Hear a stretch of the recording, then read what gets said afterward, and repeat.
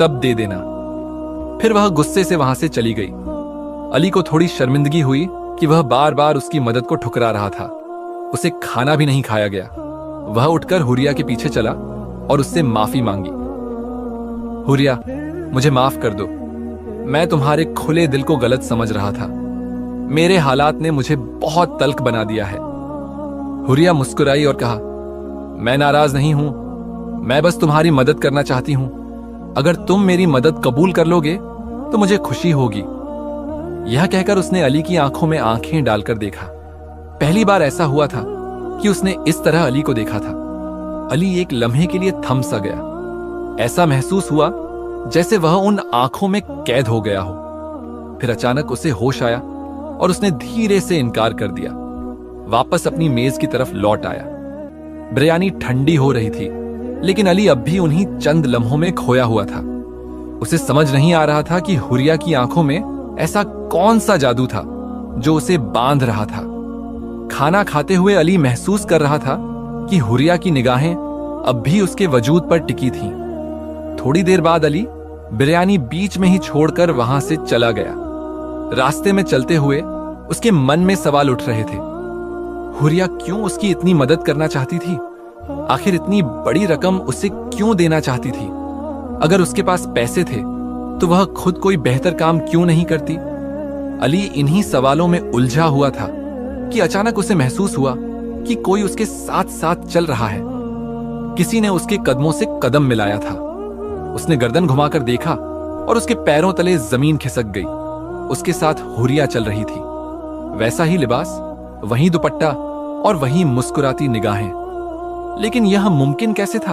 अली ने हैरानी से पूछा, हुरिया, तुम यहां?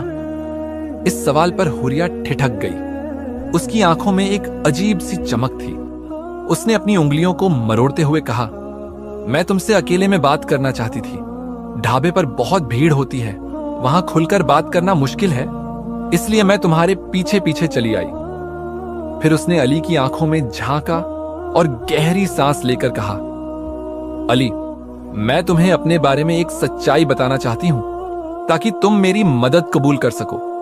मेरा नाम हुरिया जरूर है, लेकिन मैं कोई आम लड़की नहीं हूं। जिन्नात की दुनिया से आई हूं। मैं इंसानों की दुनिया में भेस बदलकर घूमती हूं, उनकी परेशानियां समझती हूं और उनकी मदद करती हूं। अली के पैरों तले जमीन खिसक गई। उसे अपनी आंखों पर यकीन नहीं हो रहा था। हुरिया ने धीरे से अपने चेहरे से नकाब हटा दिया। उसकी खूबसूरती देखकर अली कुछ लम्हों के लिए जैसे जड़ हो गया। वह रात कैसे गुजरी, अली को कुछ याद नहीं। अगले दिन जब अम्मा ने फिर से गाड़ी के बारे में पूछा तो जाने क्यों इस बार अली ने सच बोल दिया। गाड़ी चोरी हो गई अम्मा, मैं इसी वजह से इतने दिनों से परेशान घूम रहा हूं। यह सुनकर अम्मा की आंखों में आंसू आ गए। कमाई का एकमात्र जरिया भी चला गया था। अली खुद को कोस रहा था कि आखिर वह इस मुसीबत से कैसे निकले। फिर एक हफ्ता गुजर गया। अली ने हुरिया से कोई मुलाकात नहीं की। एक तरफ उसका दिमाग हुरिया की सच्चाई को कबूल नहीं कर पा रहा था, तो दूसरी तरफ गाड़ी की चोरी से उसकी जिंदगी ठहर सी गई थी। फिर एक शाम दरवाजे पर दस्तक हुई। अली को लगा कि शायद किस्त वसूलने वाला आया होगा। उसने अम्मा से कहा, अगर वही हुआ तो कह देना मैं घर पर नहीं हूं। लेकिन जब अम्मा दरवाजे पर गईं, तो उनके साथ किसी लड़की की बातचीत सुनाई दी। अली ने झांक कर देखा तो उसकी आंखें हैरत से फैल गईं। सामने हुरिया खड़ी थी, जो अम्मा से अंदर आने की इजाजत मांग रही थी। अली हड़बड़ाकर बाहर आया और बोला, हुरिया, तुम यहां? हुरिया मुस्कुराई और बोली, हां, तुम्हारी खैर खबर लेने आई हूं। इतने दिनों से तुम कहां गायब थे? परेशान हो तो बताओ, गाड़ी मिली या नहीं? अली ने निराशा से सिर हिला दिया। हुरिया अफसोस जाहिर करने लगी और फिर उसने कहा, मैं अम्मा के लिए और तुम्हारे लिए बिरयानी लाई हूं। अम्मा उसे बहुत अपनापन दिखा रही थी, जबकि अली अब भी उलझा हुआ था। उसने अम्मा को हुरिया की हकीकत नहीं बताई, क्योंकि वह खुद इस बात पर पूरी तरह यकीन नहीं कर पा रहा था। कुछ देर बैठने के बाद हुरिया उठी और बोली, अली, तुम्हारे लिए मेरे पास एक चीज है, बाहर गली में आकर देखोगे? अली ने हैरानी से पूछा, ऐसी कौन सी चीज? यहीं बता दो। लेकिन हुरिया मुस्कुराई और बोली, नहीं, पहले बाहर आओ। अली और अम्मा उसके साथ बाहर आए। बाहर गली में एक नई चमचमाती कार खड़ी थी।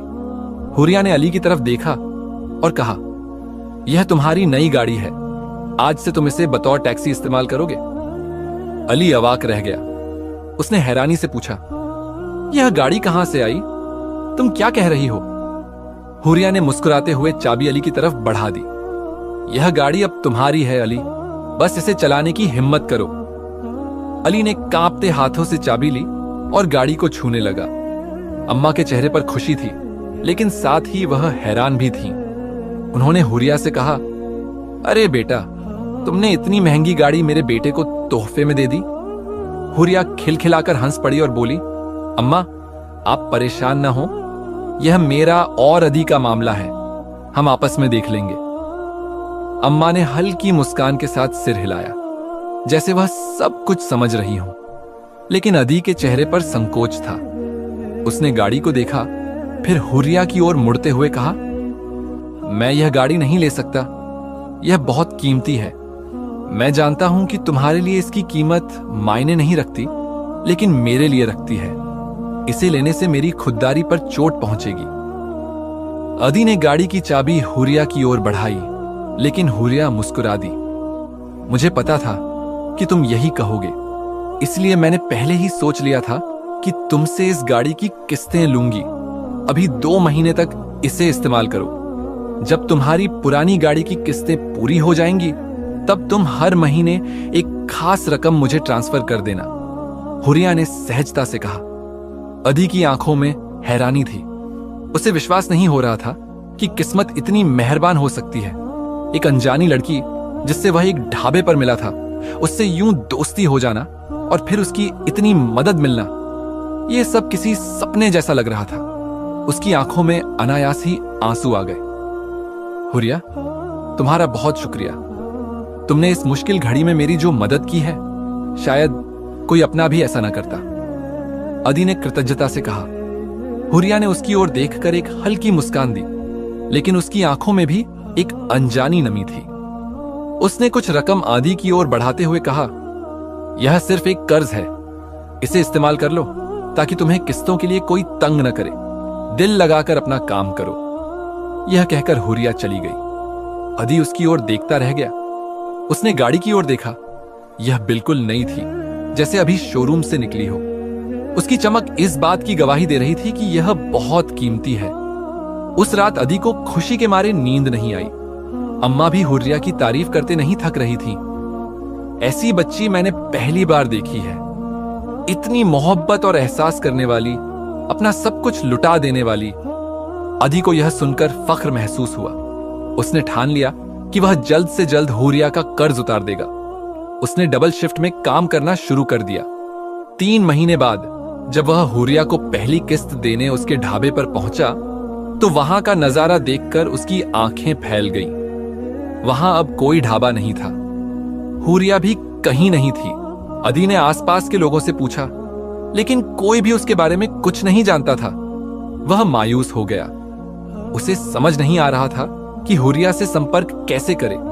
उसके पास न उसका पता था, न कोई और जानकारी।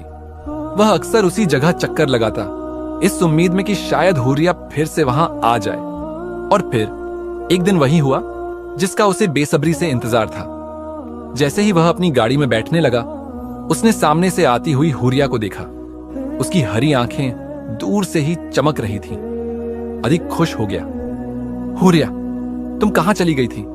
मैं कब से तुम्हें ढूंढ रहा था। हुरिया मुस्कुराई। अली, मैं तुमसे मिलकर नहीं जा सकी, माफ करना। मुझे अपनी दुनिया में वापस जाना पड़ा। मेरा यहां काम खत्म हो गया था, इसलिए लौटना पड़ा। लेकिन मुझे लगातार ऐसा महसूस हो रहा था कि तुम्हारा दिल मुझे पुकार रहा है। शायद इसी वजह से मैं यहां आ गई। और देखो, तुम भी यहीं मिले। अदी उसे रोकना चाहता था। उसने हुरिया का हाथ थामना चाहा, लेकिन हुरिया ने धीरे से अपना हाथ पीछे कर लिया। अदी शर्मिंदा हो गया और माफी मांगने लगा।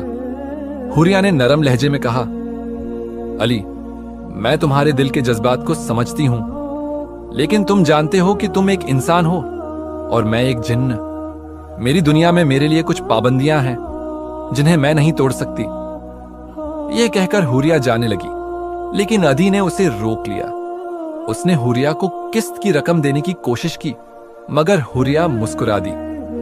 मैंने तुम्हारी मदद इसलिए की थी कि तुम्हें किसी एहसान का बोझ न महसूस हो। यह रकम तुम मुझसे मत जोड़ो। अगर तुम सच में इस रकम का सही इस्तेमाल करना चाहते हो तो किसी जरूरतमंद की मदद कर देना। समझना कि मेरा कर्ज उतर गया। हुरिया ने मुस्कुराते हुए अदी की ओर देखा और फिर वहां से चली गई। अदी उसे जाते हुए देखता रह गया। उसे महसूस हुआ कि उसके लिए पूरी दुनिया खाली हो गई है। लेकिन फिर उसकी गाड़ी के अंदर एक अनजानी सी खुशबू तैरने लगी। यह वही खुशबू थी जो हमेशा हुरिया के आसपास रहती थी। अदी हल्के से मुस्कुरा दिया। हुरिया उससे दूर नहीं थी, वह हमेशा बस एक पुकार की दूरी पर थी। ये कहानी यहीं खत्म होती है, मगर यादों में हमेशा जिंदा रहेगी। मिलेंगे फिर एक नई दास्तान के साथ।